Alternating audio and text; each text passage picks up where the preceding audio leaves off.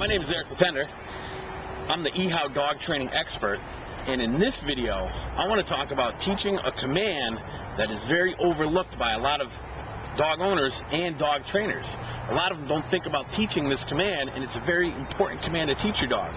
The command I'm talking about is the stand command. What you have to understand is that when your dog is not moving, your dog can be in three positions. Your dog can sit, your dog can lie down, and your dog can stand. Most people just teach sit and down, and stand is such a useful command because when you teach your dog how to stand on command, it's much more of a useful command because you can use it for grooming, when you go to do a vet check. It's a good command when the weather's not too good and you don't want your dog sitting or laying down outside when it's muddy or snowy. You can tell them stand, stay.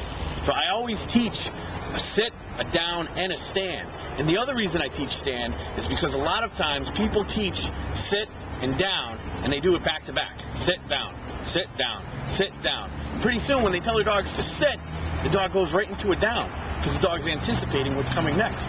If you always follow a command with another command, pretty soon it'll become one command. So with a stand command, you can teach your dog to sit, to down, to stand, to sit, stand, down. You can do all these types of things. So it's a very useful command to teach your dog, and I highly recommend teaching it. So thanks for watching this video, and have a great day.